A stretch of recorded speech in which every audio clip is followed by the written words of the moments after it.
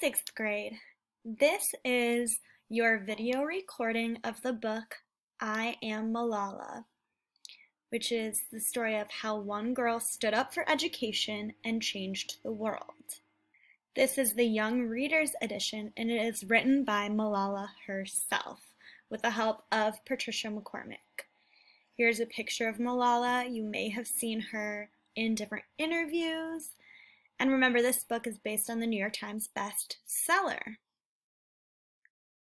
I Am Malala, How One Girl Stood Up for Education and Changed the World.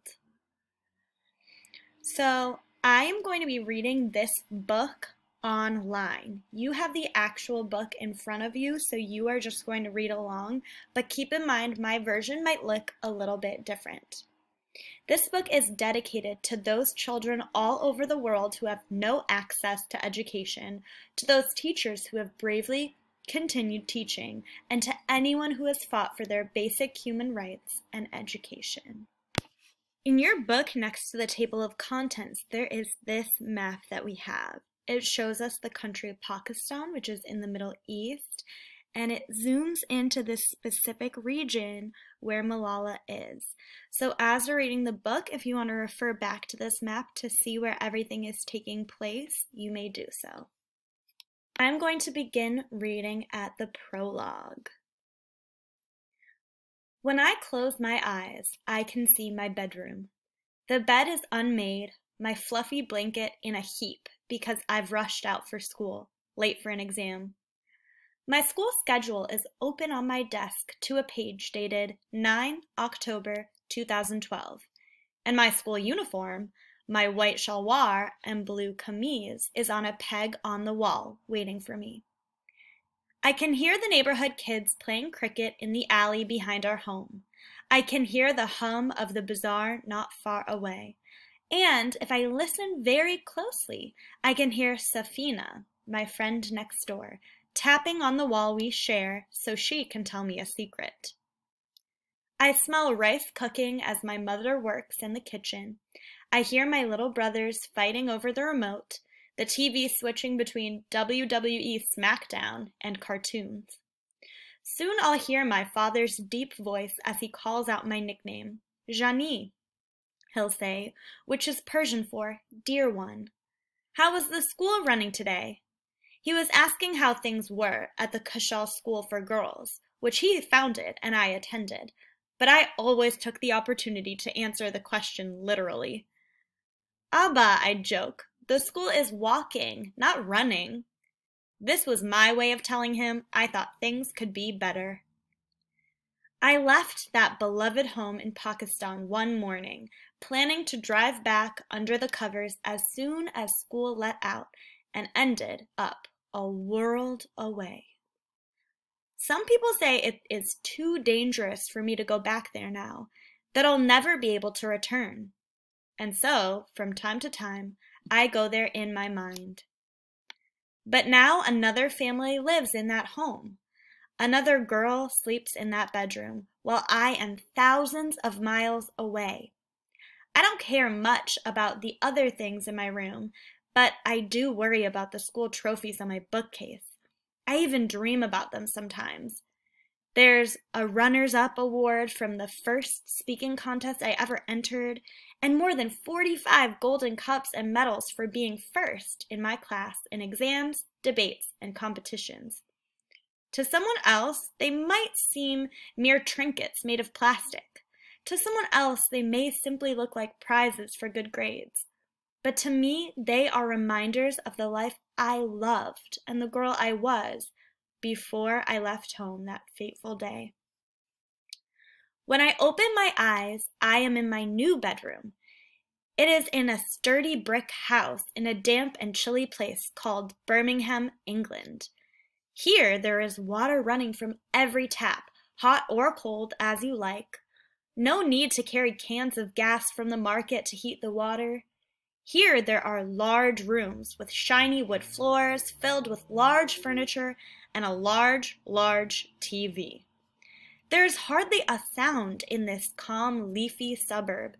No children laughing and yelling, no women downstairs chopping vegetables and gossiping with my mother, No men smoking cigarettes and debating politics. Sometimes, though, even with these thick walls between us, I can hear someone in my family crying for home. But then my father will burst through the front door, his voice booming. "Johnny," he'll say, "how was school today?" Now there's no play on words. He's not asking about the school he runs and I attend, but there's a note of worry in his voice, as if he fears I won't be there to reply, because it was not so long ago that I was nearly killed, simply because I was speaking out about my right to go to school. It was the most ordinary of days. I was 15 in grade 9, and I'd stayed up far too late the night before studying for an exam. I'd already heard the rooster crow at dawn, but had fallen back to sleep. I'd heard the morning call to prayer from the mosque nearby, but managed to hide under my quilt, and I'd pretended not to hear my father come to wake me. Then my mother came and gently shook my shoulder. "Wake up, Pisho," she said, calling me kitten in Pashto, the language of the Pashtun people. "It's 7:30 and you're late for school." I had an exam on Pakistani studies, so I said a quick prayer to God. "If it is your will, may I please come on first," I whispered. "Oh, and thank you for all my success so far." I gulped down a bit of fried egg and chapati with my tea. My youngest brother, Atal, was in an especially cheeky mood that morning. He was complaining about all the attention I'd received for speaking out about girls getting the same education as boys, and my father teased him a little at the breakfast table. "When Malala is prime minister someday, you can be her secretary," he said. Atal, the little clown in the family, pretended to be cross. "No," he cried, "she will be my secretary." All this banter nearly made me late, and I raced out of the door, my half-eaten breakfast still on the table. I ran down the lane just in time to see the school bus crammed with other girls on their way to school. I jumped in that Tuesday morning and never looked back at my home. The ride to school was quick, just 5 minutes up the road and along the river. I arrived on time, and exam day passed as it always did. The chaos of Mingora City surrounded us with its honking horns and factory noises while we worked silently, bent over our papers in hushed concentration. By day's end, I was tired but happy. I knew I'd done well on my test. "Let's stay on for the second trip," said Muniba, my best friend. "That way we can chat a little longer." We always liked to stay on for the late pickup. For days I'd had a strange gnawing feeling that something bad was going to happen. One night I'd found myself wondering about death. What is being dead really like, I wanted to know. I was alone in my room, so I turned toward Mecca and asked God, "What happens when you die?" I said. "How would it feel?" If I died, I wanted to be able to tell people what it felt like. "Malala, you silly girl," I said to myself then. "You'd be dead and you couldn't tell people what it was like."